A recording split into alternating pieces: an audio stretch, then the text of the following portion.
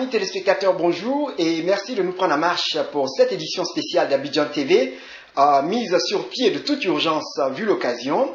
Alors nous recevons aujourd'hui une figure importante de la scène ivoirienne. Je n'ajouterai pas politique car depuis toujours, de par ses actions et faits, l'homme a immensement contribué à la construction de cette nation appelée la Côte d'Ivoire. Eh bien, notre invité est né le 25 février 1936 à Abidjan. Issu du syndicalisme estudiantin, la Fédération des étudiants d'Afrique noire, membre fondateur de la Ligue ivoirienne des droits de l'homme, président de la section ivoirienne d'Amnesty International de 1985 à 1989, fondateur du SINARES, le syndicat national de la recherche et de l'enseignement supérieur dans les années 70. Ministre de l'enseignement supérieur de 1998 à 1999, aujourd'hui président du Parti ivoirien des travailleurs. Il a été candidat officiel de ce même parti aux élections présidentielles de 1995 et de 2000. Alors donc, nous recevons par la voix des airs, depuis Boston, Massachusetts, le professeur Francis Vanga Romain Vaudier.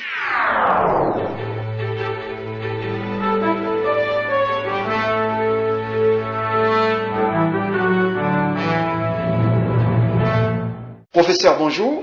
Bonjour, monsieur. Alors, je ne sais pas si vous m'entendez. Moi, je vous entends. Hein.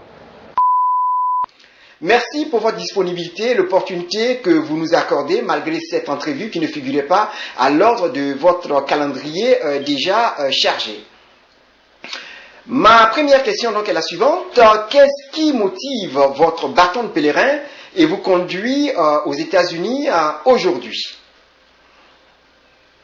Nous pensons pouvoir apporter encore à la Côte d'Ivoire et nous sommes en tournée aux États-Unis pour faire bien comprendre notre message de manière à amener les Ivoiriens à y adhérer, parce que nous pensons que cette période est extrêmement difficile pour la Côte d'Ivoire et il faut sortir au plus tôt de la crise. Après avoir rencontré les Ivoiriens en Côte d'Ivoire, nous voulons rencontrer ceux qui sont en dehors de la Côte d'Ivoire, parce qu'ils sont autant concernés par la crise, et c'est la raison de notre présence aux États-Unis. En Côte d'Ivoire, nous avons un message particulier. Et le PIT est un parti qui n'est pas comme les autres. C'est pour réaliser notre programme de gouvernement, pour améliorer la situation des Ivoiriens, que nous sommes candidats, parce que nous pensons que dans le paysage politique, le PIT et son candidat occupent une place particulière. Donc seuls nous pouvons véhiculer ce message et changer la Côte d'Ivoire. Vous avez été candidat à 2 élections présidentielles, 1995 et 2000, sans succès, je dois ajouter. Alors, qu'est-ce qui vous différencie cette fois des autres candidats pour faire de vous le choix par excellence? Mais comme je l'ai indiqué, notre message est bien particulier. D'autre part, nous sommes dans un contexte tout aussi particulier en raison de la crise. Et au PIT, nous sommes attachés à certaines valeurs. Et dans la crise actuelle, nous avons décidé, dans l'intérêt de la paix et du pays, de n'appartenir à aucun bloc. Nous ne sommes donc pas membres de l'un des 2 blocs en présence, parce que nous voulons rassembler tous les Ivoiriens. C'est là la différence. Pour des raisons liées à la paix et pour des raisons concernant la concorde nationale et la réconciliation nationale. Les blocs, pour nous, sont source de confrontation.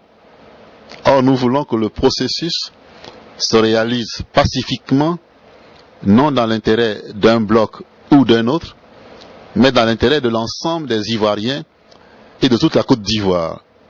Ce message doit être porté par le PIT, parce qu'il vient du PIT, et nous sommes capables d'apporter aux Ivoiriens le changement qu'ils attendent dans la paix et la concorde nationale. votre démarcation et déphasage avec le reste du groupe n'est-il pas un acte vindicatif, un acte de revanche, où on peut conclure que vous êtes en quête d'un intérêt personnel, quand on sait que Laurent Gbagbo s'est présenté contre tout gré aux élections présidentielles en 1990? Non, pas du tout. Pas du tout. Le PIT et son candidat Francis Vaudier ont toujours été guidés par l'intérêt général. Et tout acte posé par le PIT correspond bien à cette position. Nous sommes candidats, comme je l'ai indiqué, parce que nous estimons que nous avons quelque chose de particulier à apporter au peuple de Côte d'Ivoire. En 90, nous avions décidé, au sein de la coordination des 4 partis, de ne pas aller aux élections aussi longtemps qu'il n'y aura pas de concertation nationale en vue d'une transition démocratique et pacifique. C'était la position du PIT, du FPI, de l'USD et du PSI. Pour des raisons que je ne vais pas préciser maintenant, l'une des 4 formations, le FPI, a décidé librement, malgré tout, d'aller aux élections. Et nous avons précisé que cette position n'engage que le FPI. Aujourd'hui, nous sommes dans un autre contexte. La crise mine la Côte d'Ivoire. Il faut donc des personnes qui sont soucieuses, principalement de la paix, soucieuses de l'intérêt général pour ramener la paix et créer les conditions de la reconstruction nationale. Tel est notre objectif. En aucune manière pour prendre une revanche sur qui que ce soit. Votre parti, le PIT, traîne derrière le FPI, PDCI, RDR en termes d'engouement et d'affiliation. Alors, est-ce une assertion justifiée? Nous ne le croyons pas. Si l'on s'en tient au seul nombre, on peut l'affirmer. Mais si l'on regarde du côté de l'action que nous exerçons dans le pays, de l'influence que le PIT exerce sur le cours des choses, on ne doit pas aboutir à une telle conclusion. Au contraire, nous pensons avoir contribué fortement au rétablissement de ce qui sera la paix bientôt, nous l'espérons, et à la concorde nationale qui a été troublée par la guerre, parce que le PIT a toujours affirmé des positions de non-violence. Et c'est pour que les choses évoluent pacifiquement que nous ne cessons, depuis 1990 et aujourd'hui encore, de proposer aux Ivoiriens la concertation nationale et le dialogue national. Nous avions affirmé en 90, ou bien la conférence nationale, ou la concertation nationale, ou bien c'est la violence. Nous n'avons pas été suivis. Et nous avons eu la violence en 93 pratiquement, en 95, en 2000 et en 2002. Nous espérons que les Ivoiriens auront compris le point de vue du PIT. Nous espérons que nous en aurons tous les enseignements nécessaires pour nous engager dans la seule voie acceptable pour l'intérêt général, c'est-à-dire la concorde et le règlement pacifique des conflits dans notre pays. Alors, la constitution ivoirienne est à l'origine de bien de problèmes que le pays connaît, notamment des problèmes identitaires. Vous avez largement contribué à son élaboration et par conséquent avez votre quote-part de responsabilité dans cette crise ivoirienne. Alors, que dites-vous à ce sujet? Nous sommes tous responsables de la crise qui sévit en Côte d'Ivoire, mais bien sûr à des niveaux variables et en proportion variable selon la position que nous occupons les uns et les autres. S'agissant de la Constitution, elle a peut-être sa part dans le déclenchement de la crise en fonction de certaines dispositions. Mais la Constitution reste un acte juridique. Elle ne peut être rendue responsable de la crise grave que vit le pays. Ce sont les hommes qui sont responsables. Mais nous disons au PIT que dès lors que cette constitution a été malmenée, mal appliquée, appliquée de manière inopportune, qu'elle n'a pas vraiment aidé à prévenir et à résoudre la crise, il faut, pour sortir vraiment de la crise, adopter une nouvelle constitution, adaptée aux exigences actuelles et tenant compte des leçons de la guerre, pour que cette constitution, dans ses dispositions, soit l'expression de la libre volonté des Ivoiriens. Il faut donc qu'elle repose sur un minimum de consensus. Et c'est pour dégager ce consensus que nous ne cessons de préconiser la concertation nationale. Parce qu'elle seule peut permettre aux Ivoiriens de se parler, de confronter leurs idées et leurs vérités pour dégager ce qui apparaît comme conforme à l'intérêt général. Voilà comment la Côte d'Ivoire pourra se doter d'une nouvelle constitution, tenant compte des circonstances actuelles, tenant compte de l'avenir et de la volonté générale des Ivoiriens. Est-ce que vous pensez au stade actuel, avec les problèmes d'enrôlement, d'identification, que la Côte d'Ivoire est prête à aller aux élections? Il faut que la Côte d'Ivoire aille aux élections. Il faut que l'année 2009 soit l'année des élections, en commençant par l'élection présidentielle. Parce que nous disons que la crise est née en partie des élections. Mauvaises élections, résultats manipulés, affrontements. Il faut que nous en finissions avec tout cela. Pour en finir, il faut également passer par les élections. Mais des élections qui seront à l'opposé de celles que nous avons connues en 2000. Des problèmes existent encore. Nous pouvons les régler. Nous devons les régler. Et si nous sommes de bonne volonté et de bonne foi, nous devons pouvoir régler tous ces problèmes qui sont autant d'obstacles sur le chemin pour aller à notre destination, qui est celle des élections par lesquelles nous devons pouvoir sortir de la situation de crise que connaît le pays. Mais il faut que nous nous engagions tous dans ce sens. Que nul n'espère pouvoir tirer profit de la situation actuelle. L'intérêt du pays, de toute la Côte d'Ivoire, c'est que les élections aient lieu dans les meilleures conditions et qu'on ait des résultats acceptables, de nouvelles autorités, pour que le changement souhaité par les Ivoiriens se réalise effectivement. Donc il est de la responsabilité principale des deux signataires de l'accord de Ouagadougou de faire en sorte que les élections se tiennent effectivement cette année. Ils en ont fait la promesse. Quand la promesse est faite à un peuple, on a le devoir de la tenir. Alors, dans le cas échéant, si vous n'êtes pas élu, disons au premier tour, quel est votre plan B, ou au mieux, quel est le candidat qui peut compter sur votre endorsement? D'abord, nous comptons sur nous-mêmes et nous espérons être en lice jusqu'au bout. Si d'aventure ce n'était pas le cas, nous aurons l'occasion d'examiner la situation, de voir les candidats en présence et de savoir quel est le choix que nous devons faire, toujours dans le sens de l'intérêt général, dans le sens de la paix que nous recherchons pour que la Côte d'Ivoire soit un pays capable de se prendre en charge en ayant réglé ses propres problèmes.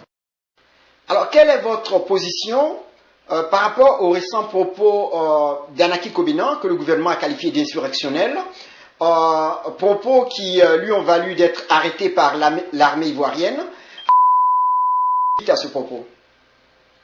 Bien sûr, nous avons condamné un tel comportement et dès que nous avons reçu l'information, nous nous sommes rendus à la DST pour avoir confirmation de l'information et exprimer notre solidarité à Anaki.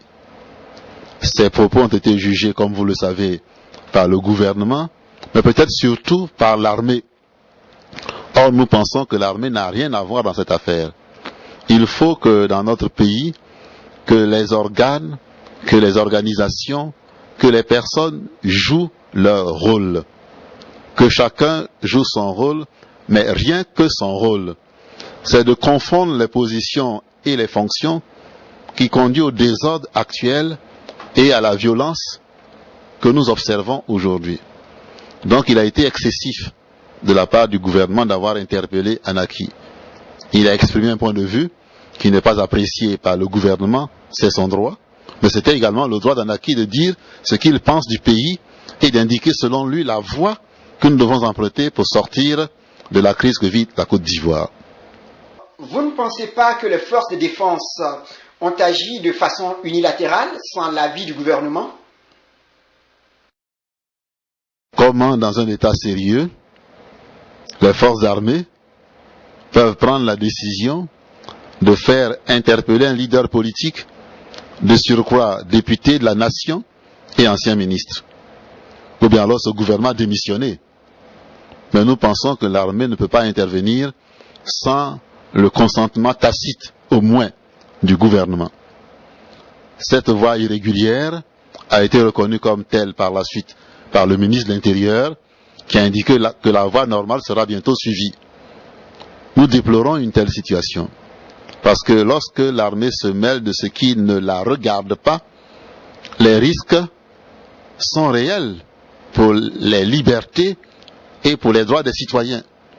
Il faut donc que le gouvernement joue son rôle en prenant ses responsabilités.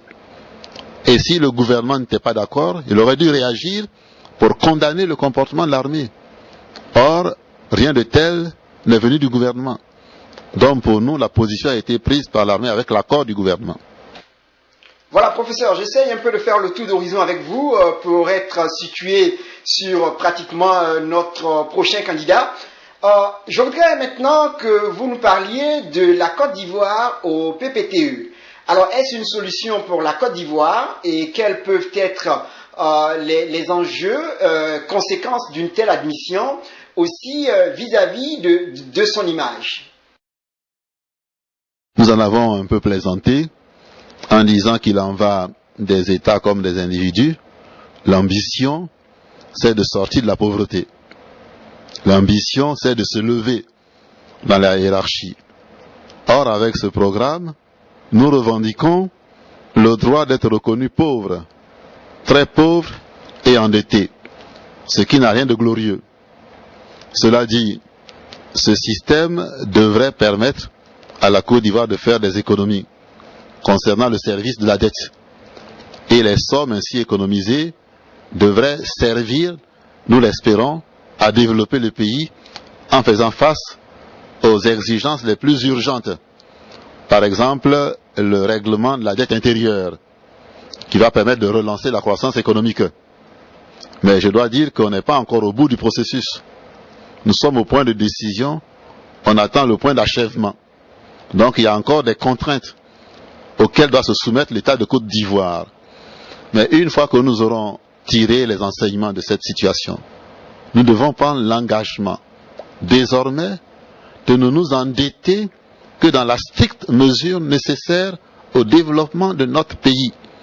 Et l'endettement ne doit jamais avoir qu'un caractère d'appoint. L'effort principal devant reposer sur la Côte d'Ivoire et les Ivoiriens.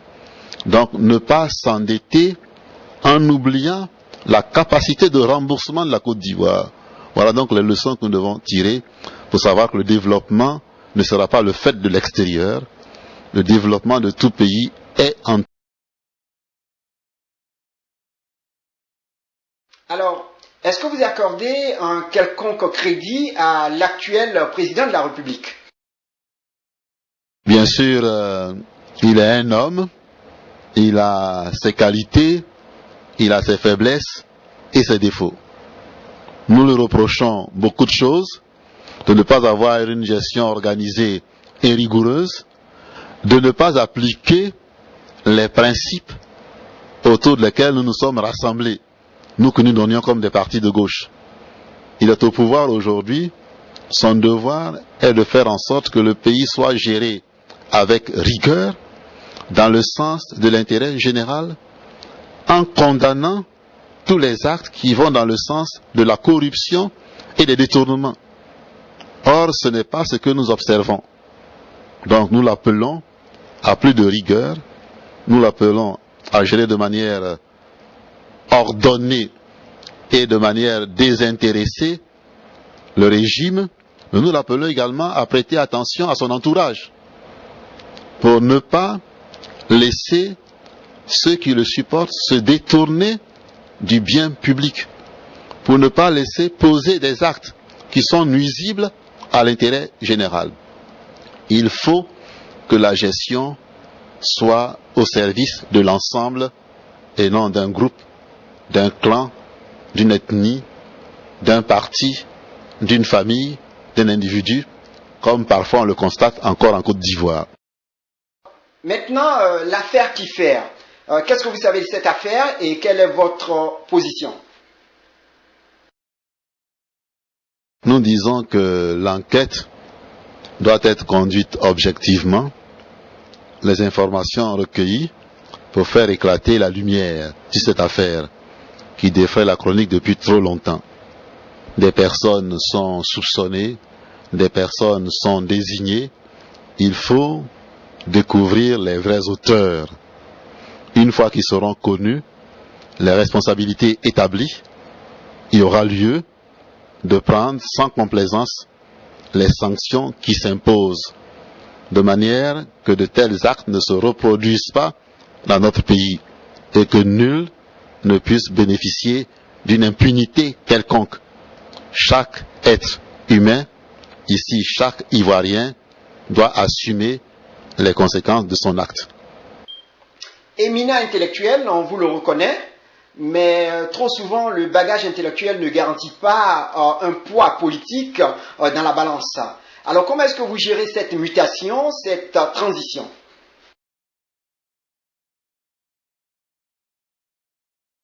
Mais je la gère assez correctement parce que le choix professionnel que j'ai effectué n'est pas dû au hasard. La volonté de servir m'a conduit à l'enseignement. En enseignant, je pense me rendre utile au pays par la formation que j'ai assurée, que j'assure. Et j'ai contribué à la formation de plusieurs couches d'Ivoiriens qui sont dans les divers secteurs de l'activité économique et sociale. Aujourd'hui, voulant compléter le service à rendre au pays, je m'engage dans la politique parce que je considère que la politique est le meilleur moyen pour aider à prendre en charge ou prendre en charge les problèmes généraux qui se posent dans le pays. Donc à côté de la profession qui a un caractère, disons, sectoriel, je vois le côté général qui est le pouvoir politique, mais toujours dans le souci de servir et de me rendre utile. Les deux aspects sont complémentaires, nous l'avions compris. En étant étudiant, nous avons conjugué l'action syndicale et l'action politique. Aujourd'hui, dans la situation qui est la mienne, je considère que le politique doit aider à régler les problèmes majeurs auxquels la Côte d'Ivoire est confrontée. Et comme je pense pouvoir me rendre encore utile, mon devoir, c'est de continuer à servir. Qu'est-ce que vous voulez que l'histoire retienne de vous? Retenir de moi ce que je suis ou ce que j'ai été. Je veux offrir l'image d'une personne qui s'est montrée tout au long de sa vie soucieuse de l'intérêt général. Faire des efforts pour se détacher de soi. Faire des efforts dans le sens de la recherche de la vérité et de la sincérité. On peut se tromper, mais ne jamais vouloir tromper les autres pour aboutir au résultat qu'on veut obtenir. C'est l'image que je voudrais offrir pour dire que la politique doit se concilier avec l'éthique, de manière que les choses se passent comme il se doit, dans la conciliation des contraires, intérêt particulier, intérêt général, économie politique, morale politique, pour qu'on ait un tout harmonieux. C'est ainsi seulement que les pays et les populations peuvent vivre dans la concorde, dans la paix, pour réaliser les grandes missions qui incombent aux hommes. Alors professeur, maintenant un peu en dehors de la politique, qu'est-ce que vous avez comme loisir? Mais j'aime lire un peu. lire des ouvrages qui m'apportent intellectuellement et socialement. Donc, peu tourner vers les romans. J'aime également me distraire par des discussions avec des amis. Et puis me détendre aussi. Il m'arrive de sortir, d'aller faire un repas avec des amis, et d'aller peut-être parfois écouter de la bonne musique. Parce que j'aime la bonne musique. Alors, parlant donc de plat, quel est votre plat préféré? Oh, j'aime les mets ivoiriens, mais je suis un homme ouvert, tant en politique qu'en matière culinaire. Donc, tout ce qui est bon, tout ce qui est bien, rencontre l'assentiment de Vaudier. J'aime les bonnes et les belles choses, voilà ce que je peux vous dire. Voilà. Merci, professeur, d'avoir accepté cette invitation. Vous passez une bonne journée et un bon séjour. C'est moi qui vous remercie, à bientôt. Merci.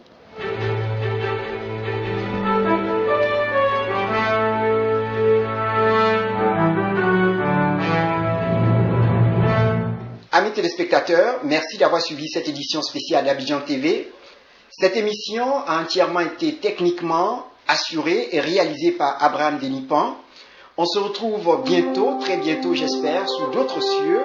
Côte d'Ivoire, bonne journée.